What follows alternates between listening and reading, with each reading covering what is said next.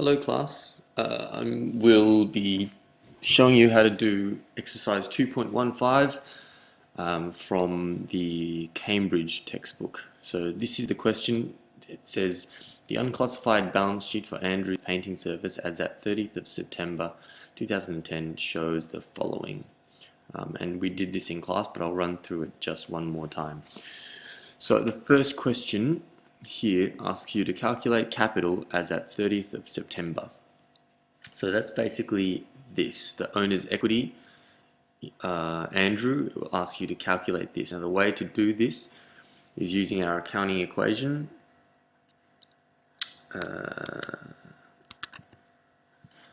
Assets equals liabilities plus owner's equity. Oh, sorry. Owner's equity, which is easy to rearrange. So for owner's equity equals to assets minus liabilities. And so if we revert back,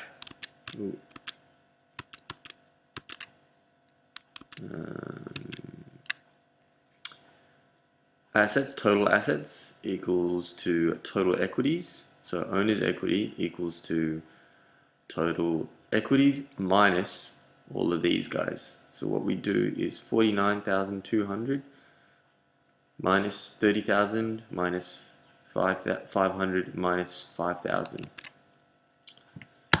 So part A, 49,200 minus 5 minus, what was it, 30,000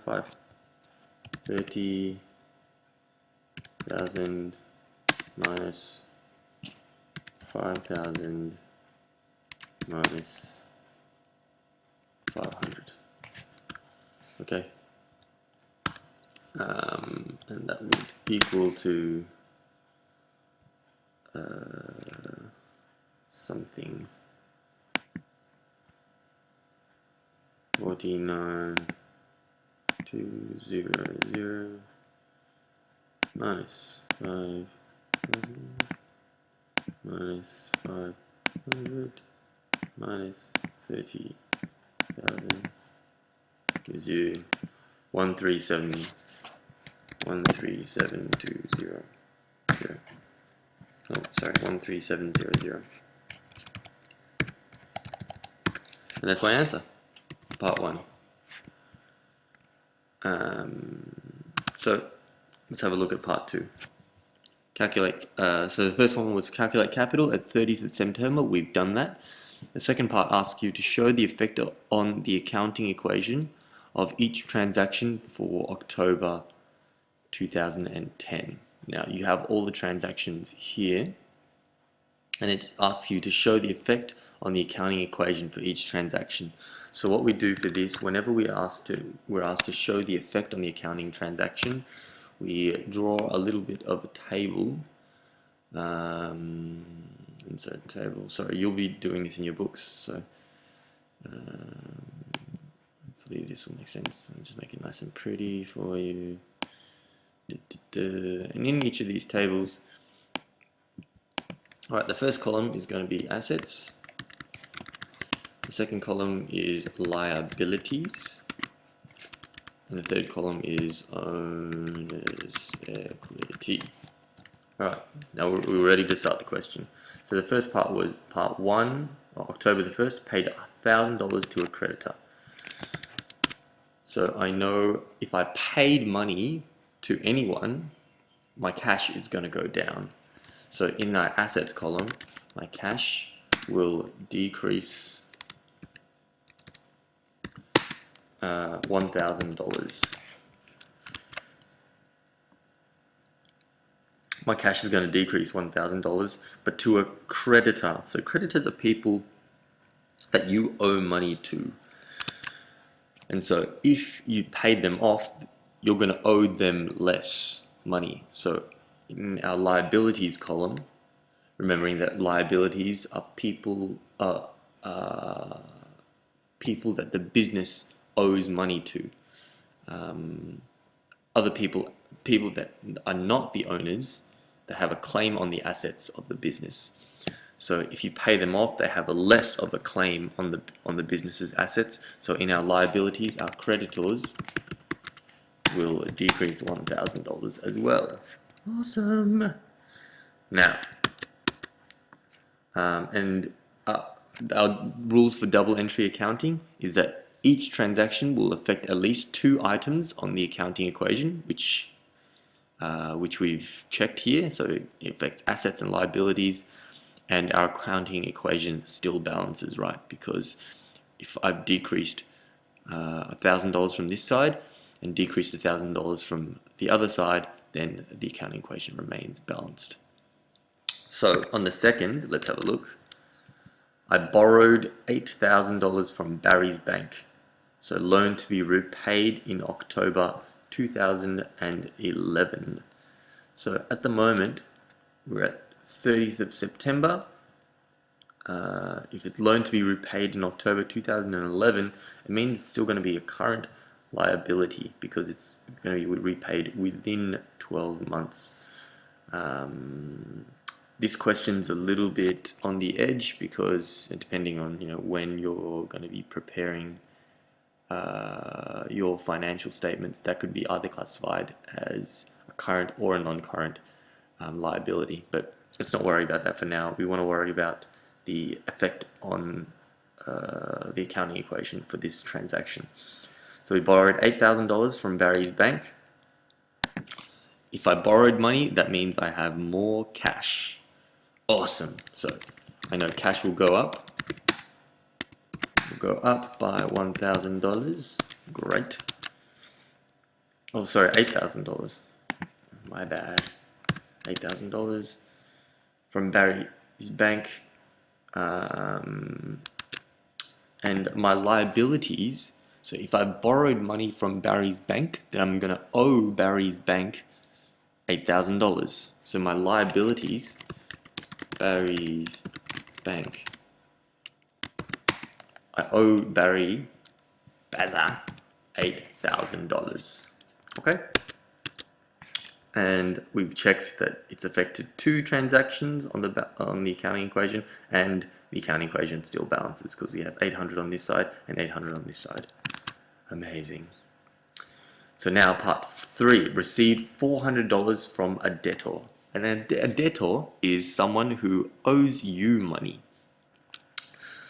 And basically, they've paid you $400.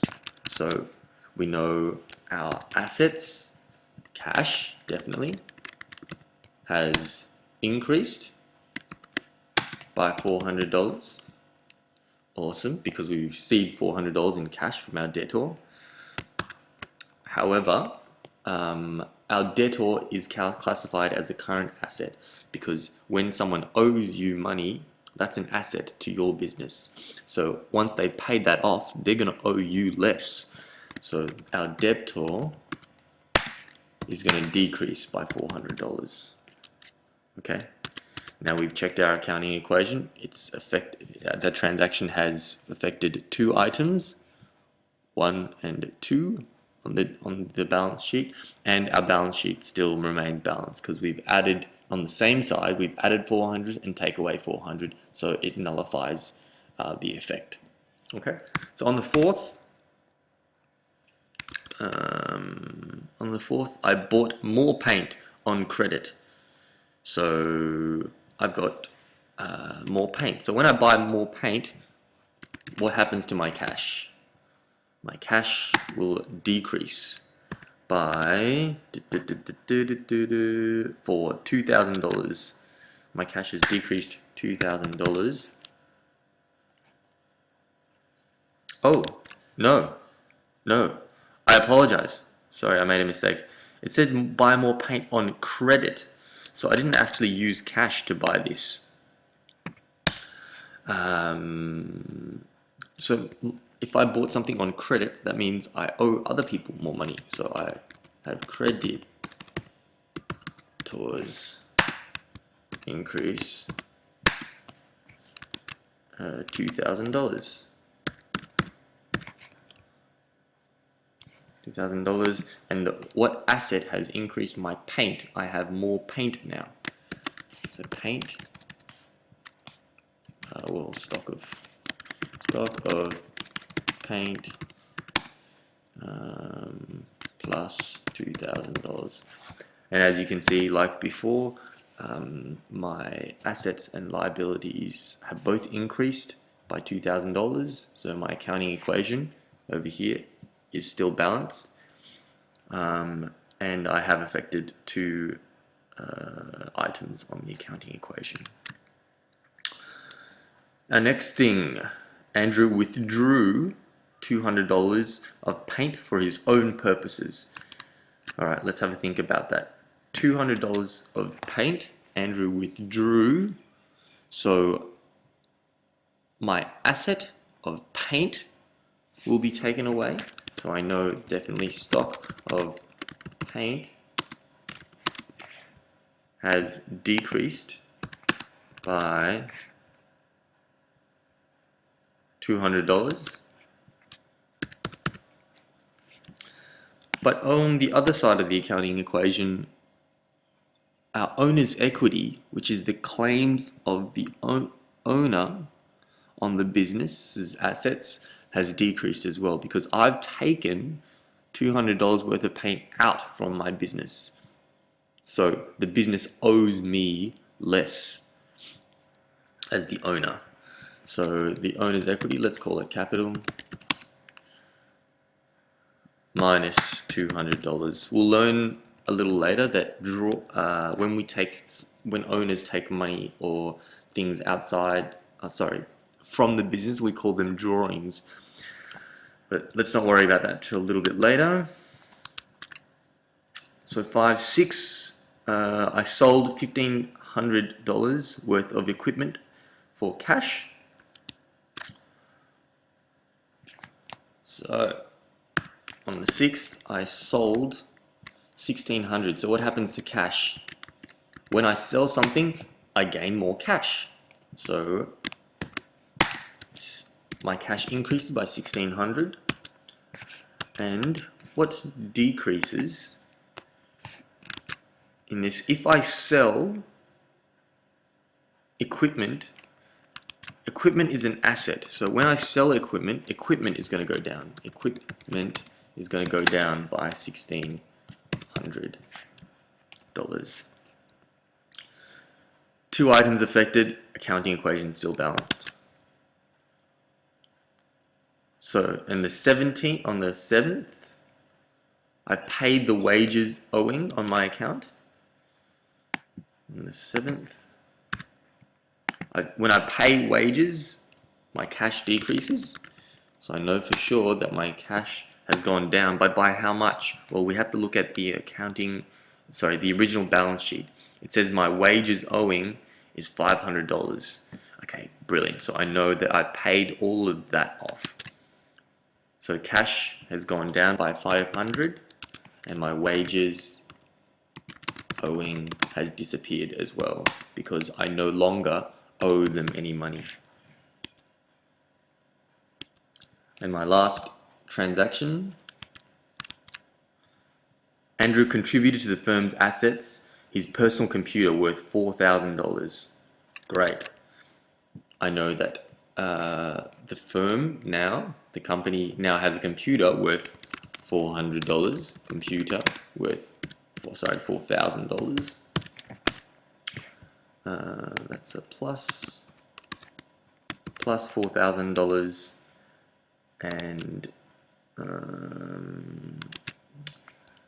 and on the other side, owner's equity, it's capital contributions.